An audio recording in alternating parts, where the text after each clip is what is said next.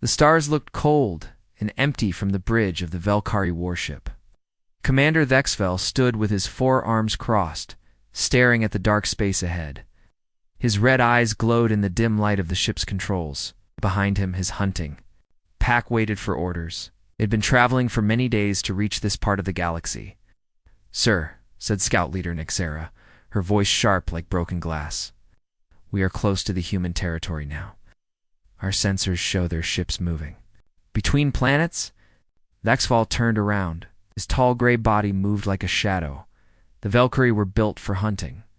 Their skin was tough like metal. Their claws were sharp like knives. They had been the best hunters in the galaxy for thousands of years. "I'd tell me about these humans again," Thexfell said. His voice was deep and cold. Nixera pressed buttons on her control panel. Pictures appeared on the main screen. The pictures showed small, pink creatures with soft skin and tiny teeth. They looked weak and helpless. "They are very new to space." "Travel," Nixera explained. "Only 50 years ago they were stuck on their home planet. Now they have ships that can travel between stars. They are expanding fast. Too fast." "How fast?" asked Thexfell. "They have built homes on 12 planets already. They are sending ships to 20 more planets. The Council thinks they might become dangerous." Thexfell nodded slowly. The Velkari Council was never wrong about these things. For centuries, they had watched new species grow and expand. When a species became too strong, too dangerous, the Velkari would hunt them down. It was their job to keep the galaxy safe. "What makes the Council think humans are dangerous?" Thexfell asked. "They fight a lot," said another scout from the back. Of the bridge, they had many wars on their home planet. They killed millions of their own kind. "They also make powerful weapons," added Nixera. "Nuclear bombs, laser guns, war machines. They seem to love violence." Thexfell walked to the big window that looked out at space. He had hunted many species before: the Kralliks with their poison claws, the Mordian with their mind control powers, the Zephyri with their ability to turn invisible. All of them had been eliminated because they were too dangerous. But something felt different about this mission. The humans looked so small and weak in the pictures. How could such tiny creatures be a threat? "Sir," said Nixera, "we are receiving a message from the human ship ahead." "What kind of message?" "It appears to be a greeting. They are saying hello." Thexfell's eyes narrowed. Most species tried to hide when they saw Velkar ships, or they attacked immediately. But saying hello, that was strange. "Put the message on screen," he ordered. The screen showed a human female standing on what looked like a ship's bridge. She had black hair and kind eyes. She was smiling. Behind her, other humans worked at control stations. They all looked calm and happy. "Hello," said the human woman. "This is Captain Ji-Won Kim of the human research vessel, New Horizon. We detected your ship on our sensors. We come in peace. Would you like to talk?" The bridge went quiet. No one had ever asked the Velkari if they wanted to talk. Usually when other species saw them, they ran away or started shooting. "You cannot." "See us," Nixera whispered. "Our cloaking device is still active." "I know," Thexfell replied. "But she knows we are here. How?" "Their sensors must be better than we thought." Thexfell studied the human captain on the screen. She looked young, maybe in her 30s. Her uniform was clean and neat. Her voice was friendly. She did not look like a dangerous warrior. "Captain Kim," she was saying, "if you can hear this. We are here to study the planets in this system. We are looking for new forms of life. We are scientists, not soldiers. We mean no harm to anyone." "Turn off the message," Thexfell ordered. The screen went dark. The bridge was silent again. Thexfell could feel his crew watching him, waiting for orders. "Sir," said Nixera quietly. "What are your orders?" Thexfell thought carefully. The standard procedure was clear. Find the target. Study their weaknesses. Then eliminate them. But the Council had given him special instructions for this mission. "We observe first," he said finally. "The Council wants to know if humans are truly dangerous before we take action. We will follow this ship and watch what they do. If they are dangerous, then we do what we always do." Nixera nodded. She understood. The Velkari had a perfect record. They had never failed to eliminate a dangerous species. They would not fail now. "Move our ship closer," Thexville ordered. "But keep the cloaking device active. I want to see what these humans do when they think no one is watching." The Valkyrie ship moved silently through space, following the human vessel. On the screen, they could see the new horizon, heading toward a blue and green planet. It looked beautiful, with white clouds and deep oceans. "The planet shows signs of life," reported the ship's computer. "Plants, animals, but no intelligent species." "Perfect," said Thexville. "We will see how humans behave when they find new life forms. That will tell us everything we need to know." As the two ships approached the planet, Thexville felt a strange feeling in his chest. He had hunted many species, but he had never felt nervous before. Something about these humans was different. They seemed too friendly, too peaceful. But the council was never wrong. If they said humans were dangerous, then humans were dangerous. It was just a matter of time before the humans showed their true nature. The hunt had begun. Down on the planet's surface, strange creatures moved through thick forests. They did not know that soon both humans and Velkar would walk among them. They did not know that the fate of an entire species would be decided in the days to come. The stars continued to shine coldly in the dark space above, watching and waiting to see what would happen when two very different species met for the first time. The planet's surface was covered in thick, green forests. Strange purple flowers grew everywhere. The air smelled sweet and clean. Two moons hung in the pink sky like giant pearls.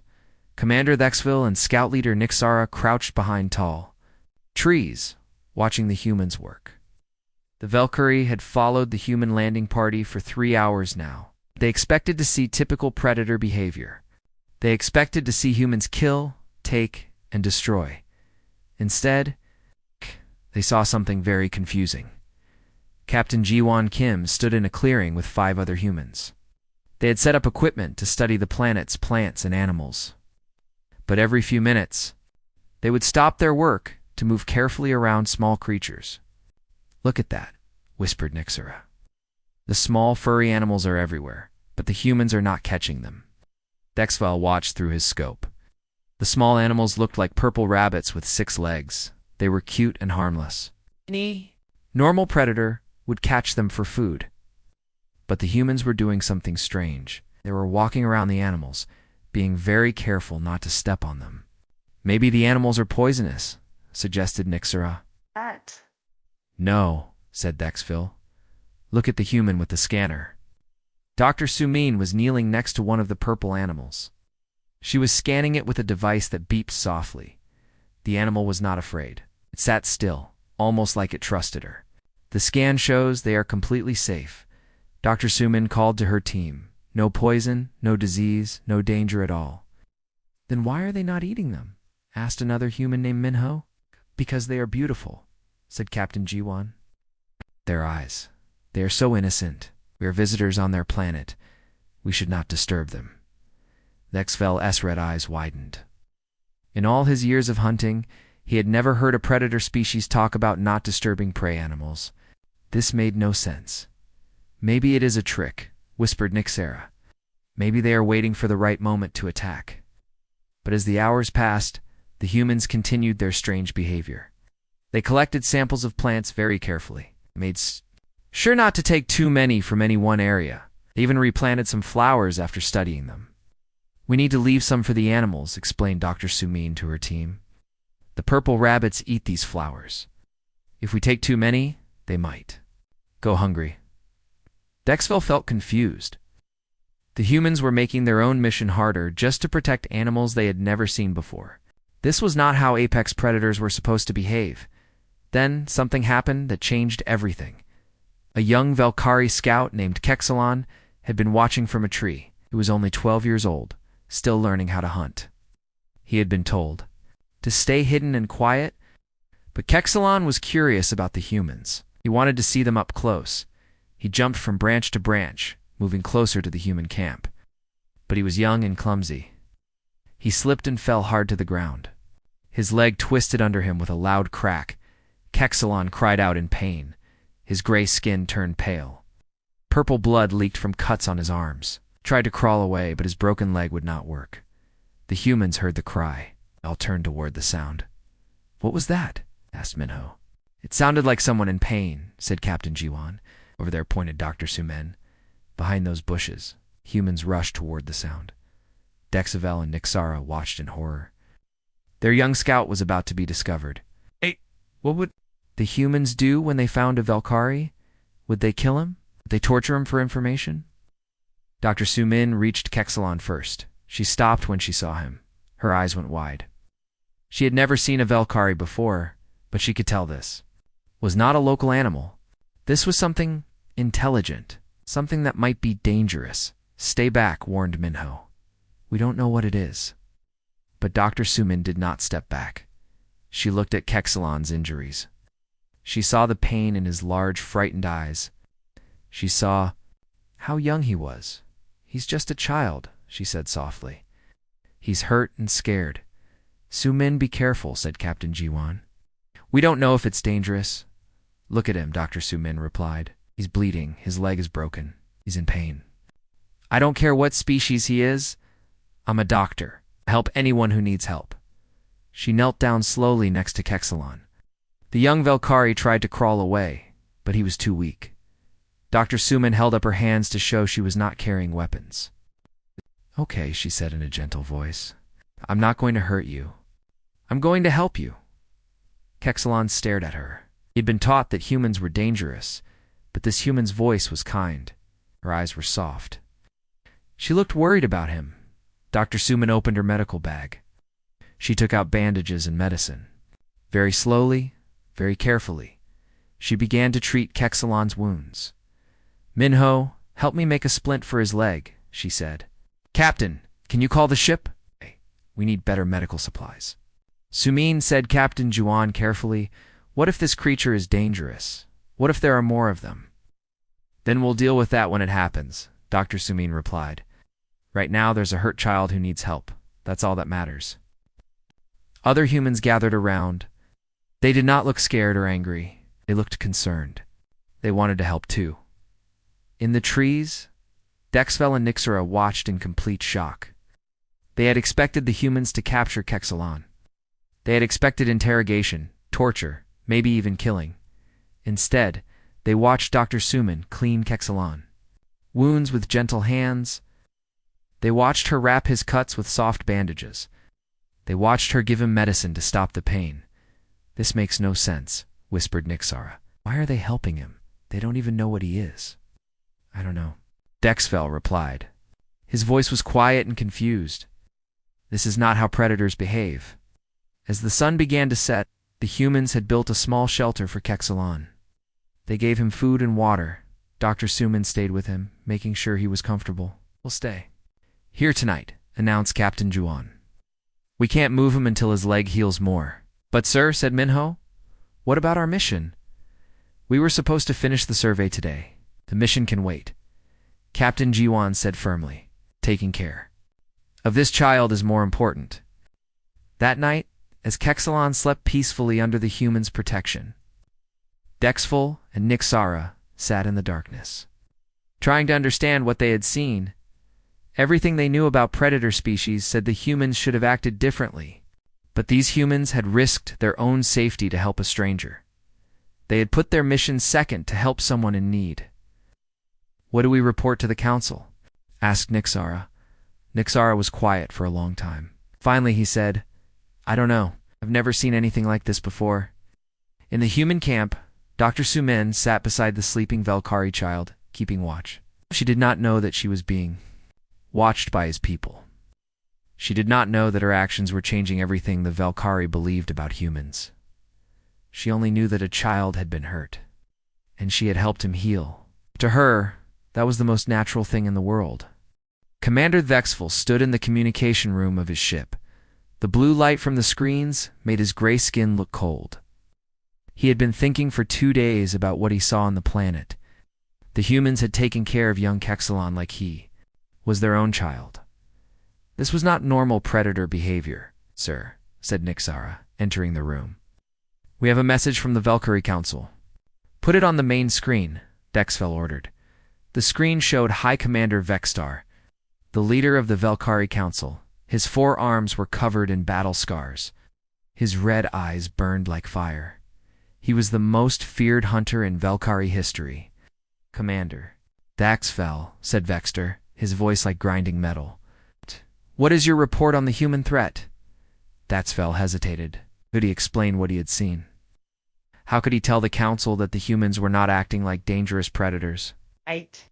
"Humans are different than we expected, sir," Dexfel said carefully. "Different how?" "They show unusual behavior toward other species. They seem to care for creatures they do not know." Vexstar's eyes narrowed. "Care for them? You mean they keep them as pets?" "No, sir. They help them when they are hurt. They protect them from harm."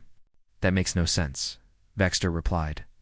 "Are you sure you are watching the right species? The report said humans are violent and dangerous." "I am watching the right species, sir. But their behavior is not what we expected." Vexstar was quiet. For a moment, then he spoke again. "Commander, I am sending you new orders. You will conduct a proper test of these humans." "What kind of test, sir? You'll place Velkhari younglings in human territory?" "If humans are truly dangerous, they will harm our children or use them for their own purposes. If they are not dangerous, they will ignore them. Either way, we will learn the truth." Dexfel felt cold inside. Using younglings as bait was dangerous. But orders were orders. "How many younglings, sir?" 3. Young enough to seem helpless, old enough to report back to us. Place them near human settlements.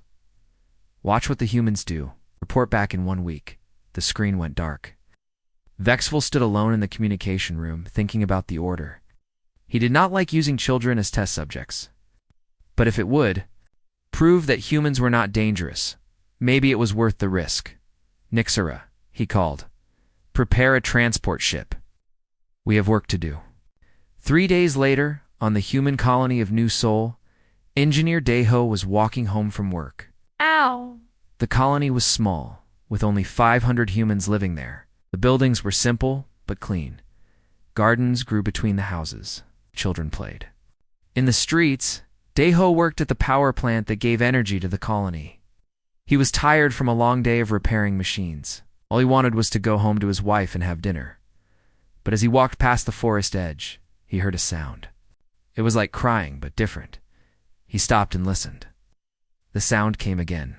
It was definitely crying, but not from a human child. Deho followed the sound into the trees. Behind a large rock, he found 3 small creatures huddled together. They were gray with 4 arms, just like the creature the research team had found. On the other planet, but these were much smaller. They looked like children. The 3 Velkhari younglings were scared and hungry. They had been left near the colony 2 days ago. They were supposed to wait and see what the humans would do, but they were cold and frightened. They missed their families. "Oh no," said Deho softly.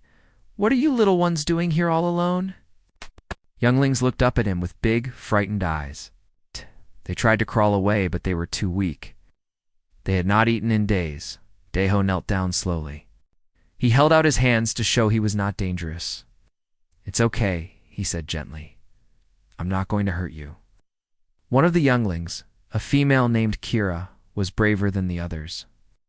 She looked at Deho's kind face and stopped trying to crawl away. "You lost?" Deho asked. "Where are your parents?"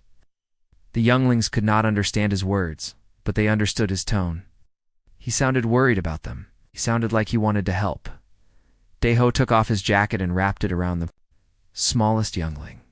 "You're cold," he said, "and hungry too, I bet. Come on, let's get you some food." He gathered the 3 younglings in his arms. They were heavier than human children, but not too heavy for him to carry. He walked back to the colony, thinking about what to do. His first thought was to call the colony leaders. But they might be scared of the alien children. They might want to put them in a laboratory or send them away. These children needed help now, not questions and tests. Deho made a decision. He would take them home. His wife, Hai Jin, was a teacher. She was good with children. She would know what to do. When Deho arrived at his house, Hai Jin was cooking dinner. She heard the door open and called out, "You're late tonight. How was work?" Ijun, Daeho said carefully. I need to show you something. Hyjin came to the door and stopped. Her husband was holding 3 small alien creatures. They looked scared and thin. Daeho, she said quietly. What are those? I found them in the forest. They're lost and hungry. I think they're children. Hyjin looked at the younglings. Their big eyes were full of fear. Small bodies were shaking. She had never seen anything like them before, but she knew what scared children looked like. Bring them inside, she said. They look freezing. Daeho smiled. This was why he loved his wife. She always knew the right thing to do. Inside the house, Hyjin made a warm bed for the younglings on the living room floor. She gave them soft blankets and pillows. She heated some soup and bread, not sure if they could eat human food. The younglings smelled the food, and their stomachs growled loudly. They were so hungry they were willing to try anything. Slowly, Hyjin said, showing them how to hold the spoon. Small bites. The younglings ate carefully. The soup was different from their usual food, but it was warm and filling. They had not felt this safe in days. We need to find their families, Daeho said. Yes, Hyjin agreed. But first, they need rest. They look exhausted. That night, the 3 Valkyrie younglings slept peacefully in the human house. Hyjin checked on them every few hours, making sure they were warm and comfortable. When the smallest one, a male named Hex, had a nightmare, she sat with him until he fell asleep again, in the trees outside the colony. Valkyrie scouts watched and recorded everything. They could not believe what they were seeing. The humans had found their younglings, and instead of capturing them or hurting them, they had taken them into their home like family. This is not what we expected, whispered one scout to another. Came the reply. This is something we have never seen before. The next morning, Hyjin woke up to find the 3 younglings sitting at her kitchen table waiting for breakfast. They had learned to say thank you in Korean. They were trying to help set the table with their 4 small arms. Good morning, she said, smiling at them. Did you sleep well? The younglings nodded. They did not understand all her words, but they understood her smile. They felt safe with this human family.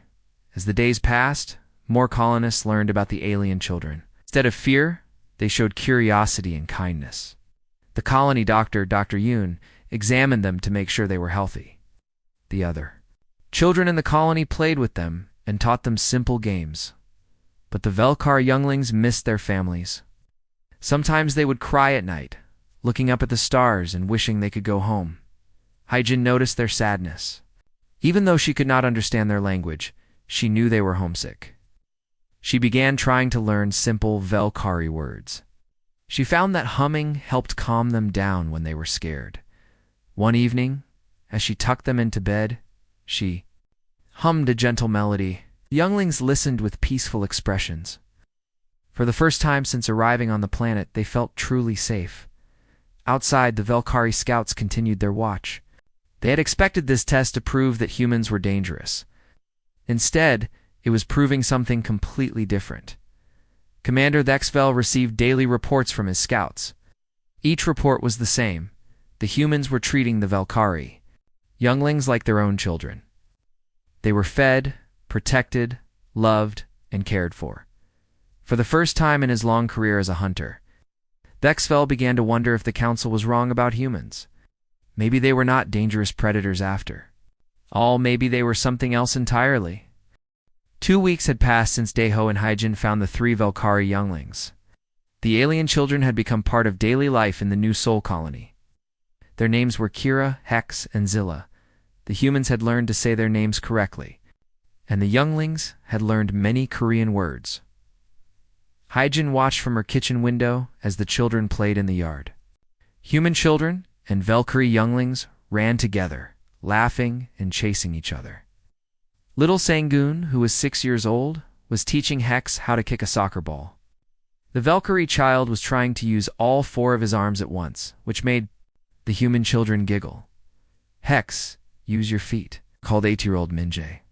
Like this. Hex watched carefully and tried again. This time, he kicked the ball straight. All the children cheered and clapped. Hex's gray face turned a lighter shade, which Hyjin had learned meant he was happy. They learned so fast, said Dr. Yoon, who was sitting at Hyjin's kitchen table. She had come to check on the younglings' health. Their language skills are amazing, yes, agreed Hyjin. Kira can already ask for food and water. Yesterday, Zilla told me she was tired. They're so smart. Have you learned any of their language? Hyjin smiled. A little. They've been teaching me. Vel means good. Kara means thank you. And Nex means family. Dr. Yoon nodded. That's wonderful. They must trust you very much to share their language. Outside, the children were starting a new game. It was hide and seek, but with 4 arms, the Valkyrie younglings were very good at climbing trees. They could hide in places the human children could not reach. It's not fair, laughed Minjae. You can climb too high. Kira poked her head down from a tree branch. Sorry, she said in Korean. I come down. She climbed down carefully and sat on the ground. Now fair, the human children smiled and started the game again. This time, Kira only hid behind bushes where the others could find her, in the forest beyond the colony. Scout leader Nixara watched through her scope. She had been observing the human colony for 2 weeks now. What she saw confused her more each day. The Valkyrie younglings were not being treated like prisoners or experiments.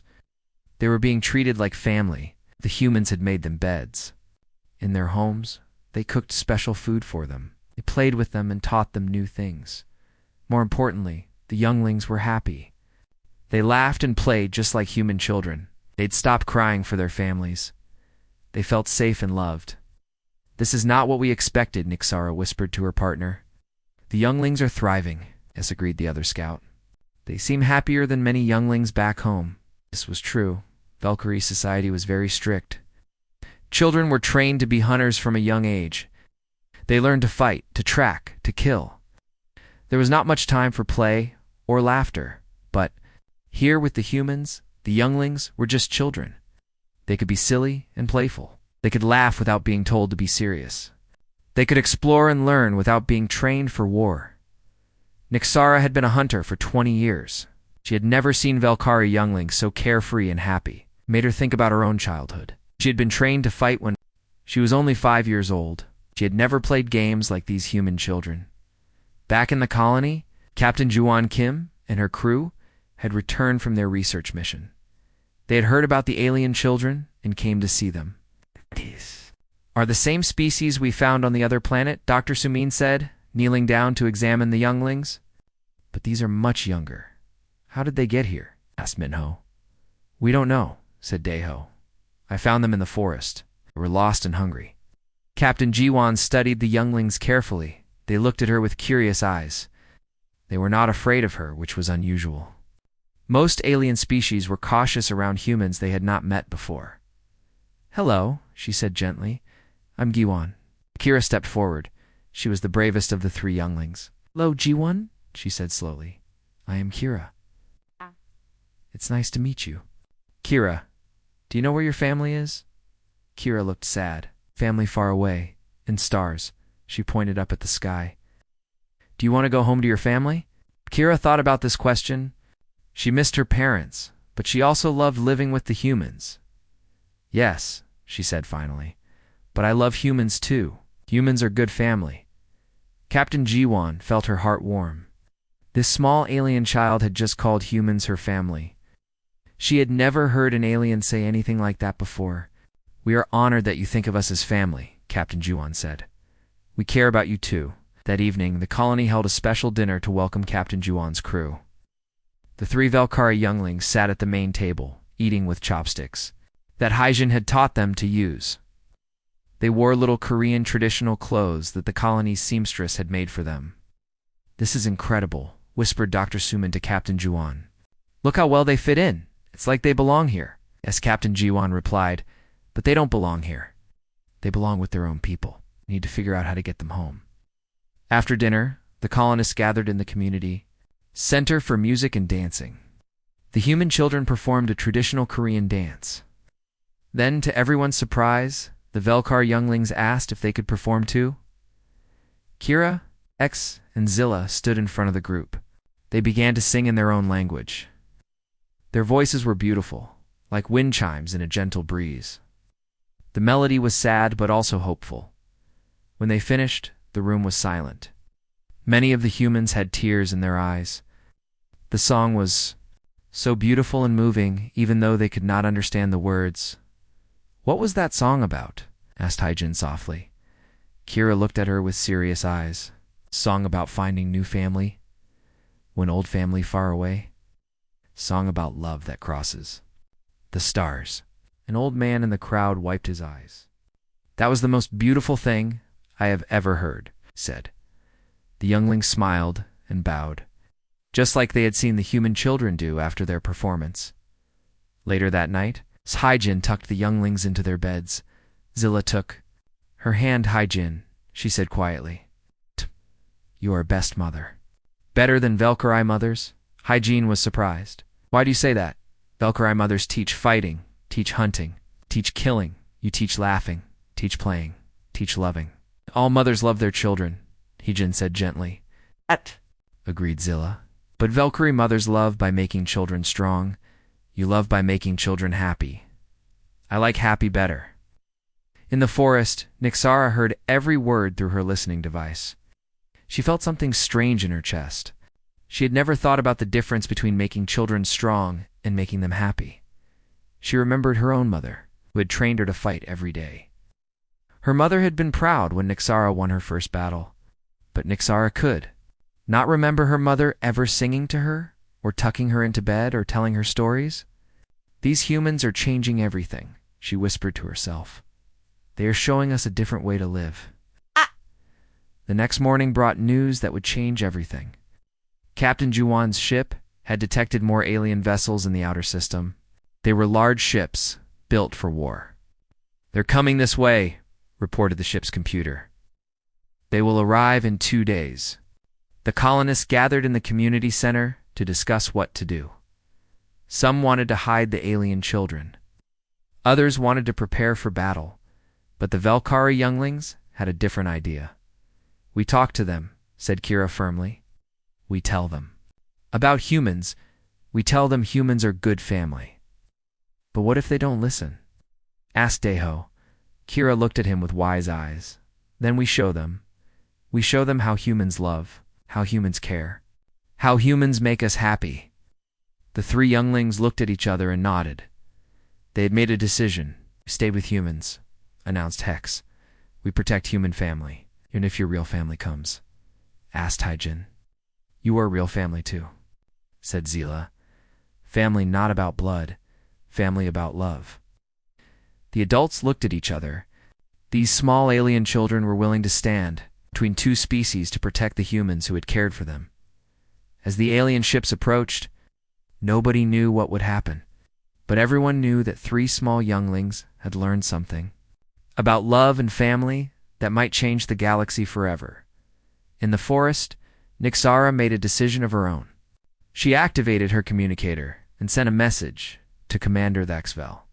"Sir," she said quietly, "I need to tell you something important. These humans are not what we thought. They're not dangerous. They are what we should have been." Test was over, but the real learning was just beginning.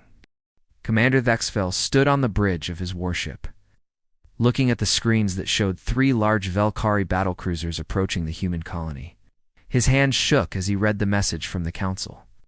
High Commander Vexstar was coming, himself, along with 200 elite hunters. "Sir," said Nixara, entering the bridge, "the council ships will arrive in 6 hours." "I know," Thexvel replied quietly. "Have you prepared your report?" "Yes, sir. But I must tell you, the report will not be what the council expects." Thexvel turned to look at her. In all their years of hunting together, he had never seen Nixara look worried. She was always confident, always sure of herself. Looked troubled. "What have you seen down there?" he asked. "I have seen the impossible," Nixara said. "The humans are not dangerous predators. They are protectors. Ow. They care for our younglings better than we do." "That cannot be true." "What is true?" "Sir, the younglings are happy. They laugh every day. They play games. They learn without fear. The humans treat them like precious children, not soldiers in training." Thexvel was quiet for a long moment. He had been getting reports like this for weeks, But hearing it from Nixara made it real. She was his best scout. She never lied, never exaggerated. "What do you think will happen when the council arrives?" he asked.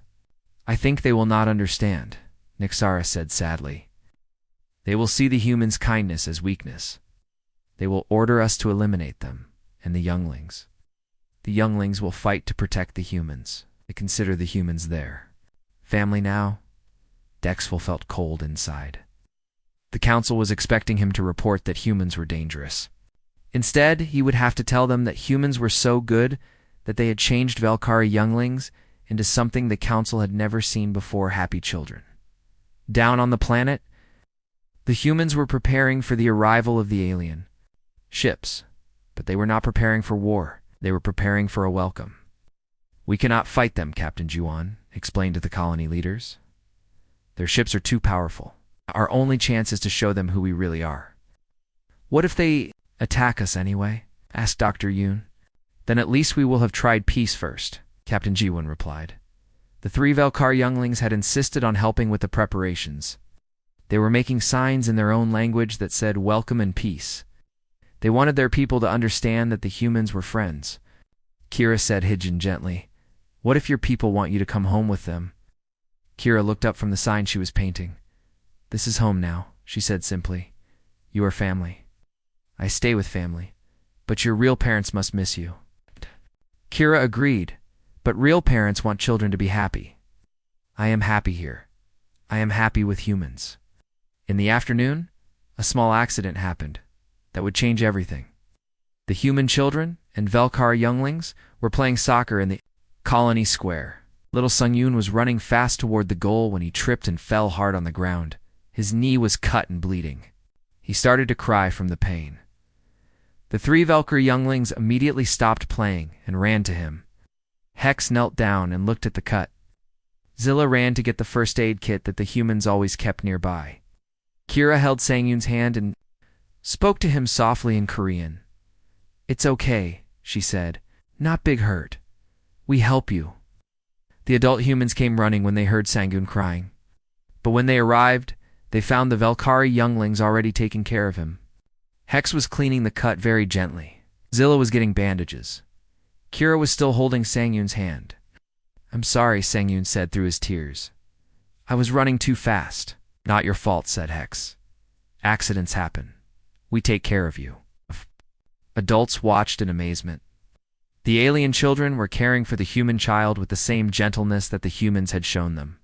They had learned not just the humans' language but their values too. "Where did you learn to do that?" asked Dr. Yoon. "We watch humans," said Zilla. "Humans always help when someone hurt. Now we help too."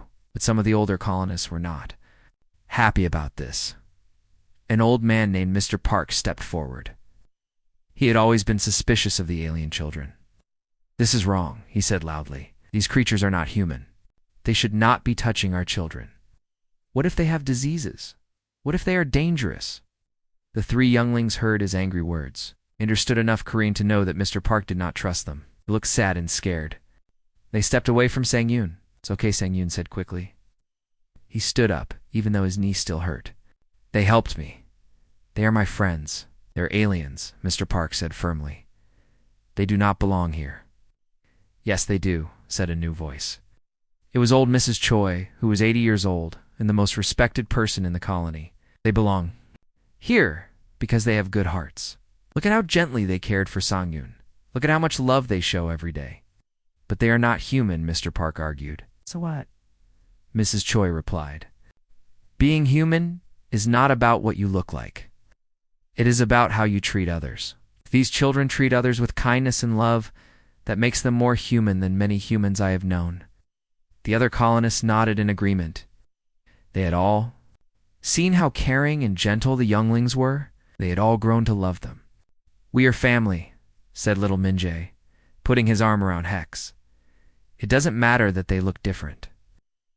In the forest, the hidden Velkari scouts watched this scene with growing amazement. They saw humans defending alien children against their own people. They saw the younglings caring for human children like siblings. They saw a community that had accepted aliens as family. "This is incredible," whispered one scout to another. I've never seen anything like this.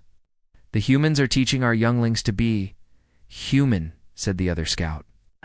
And somehow that makes them better Valkyrie than we are. As the sun began to set, alarms started ringing in the colony. The Valkyrie ships had arrived.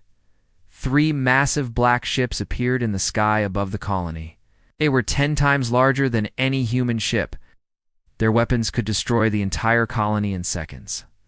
The ships landed in the field outside the town, crushing the grass under their weight. The colonists gathered in the town square. They were afraid, but they stood together. The 3 Valkyrie younglings stood in front of them, facing the ships where their people waited. Whatever happens, said Captain Juan, we face it together. The side of the largest ship opened with a loud hiss. Bright light poured out. Dark figures began to emerge from the ship. They were tall and gray, with 4 arms and glowing red eyes. They carried weapons and war armor. High Commander Vexstar stepped out first. He was the most feared Valkyrie in the galaxy. Behind him came 200 elite hunters, all ready for battle. But as they approached the colony, something unexpected happened. The 3 younglings ran toward them. Wait, called Kira in the Valkyrie language. These humans are good. They are family. Vexstar stopped walking. He stared at the younglings in shock. They looked healthy and happy. They were not prisoners or slaves. They had run to him freely. Younglings, he said in his deep voice, step away from the humans. You are safe now. We have come to rescue you. We do not need rescue, said Hex firmly. The humans saved us. They fed us and loved us. They are our family now. Impossible, said Vexstar.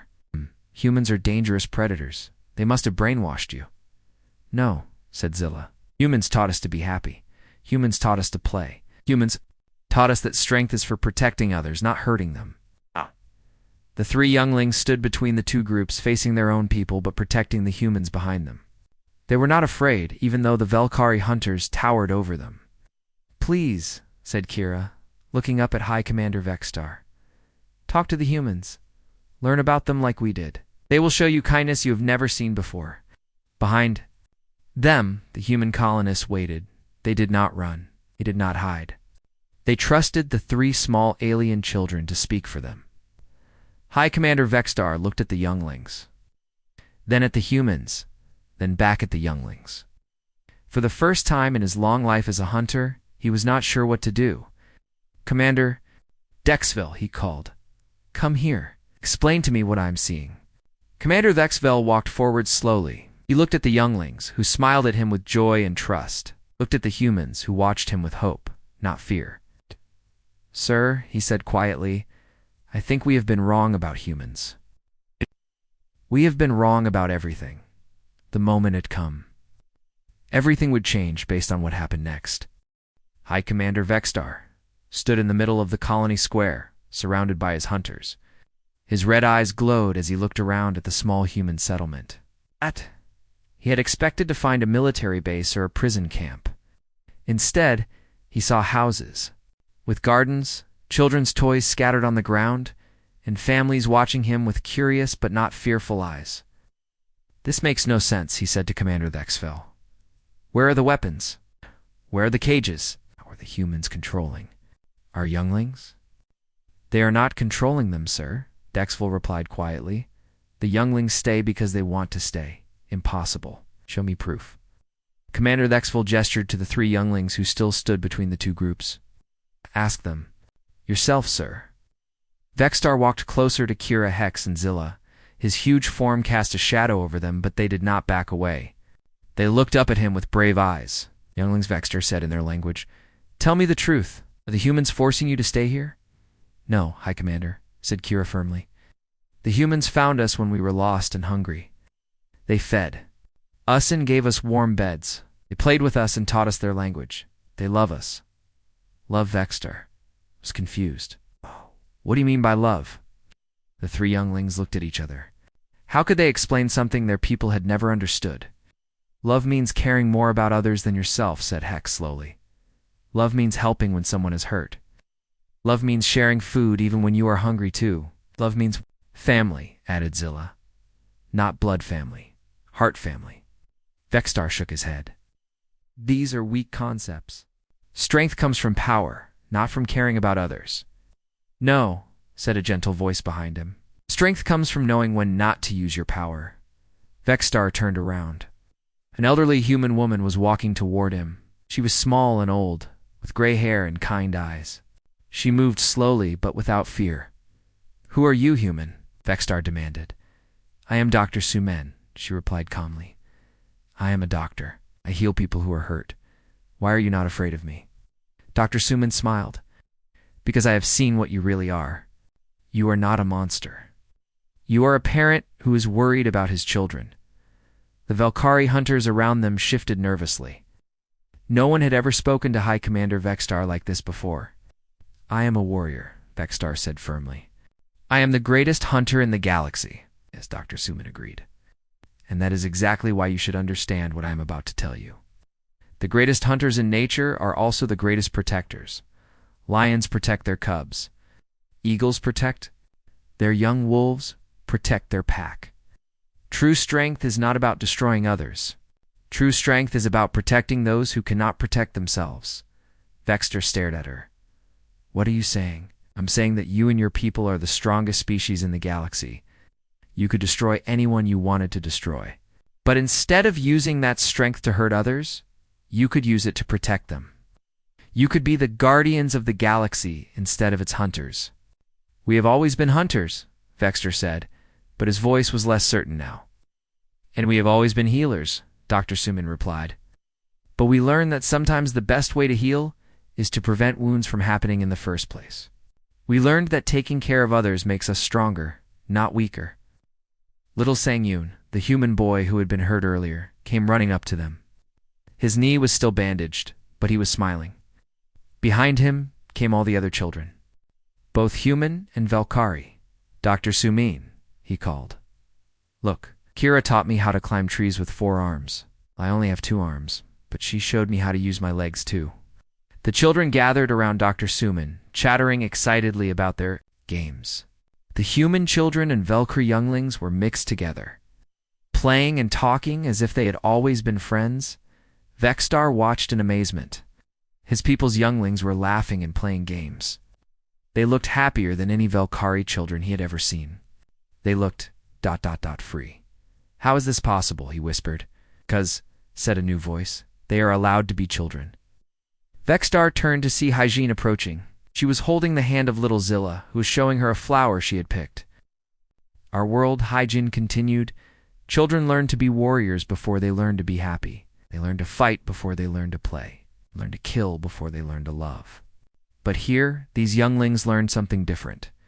They learn that childhood should be about joy, not war. But how will they survive without warrior training? Vexstar asked. They will survive because they know how to work together, Hygiene explained.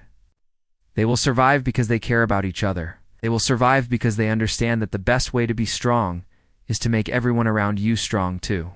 Vexstar looked around the colony again. He saw humans and Valkyrie younglings working together to prepare dinner. He saw them sharing toys and games, saw them helping each other and laughing together.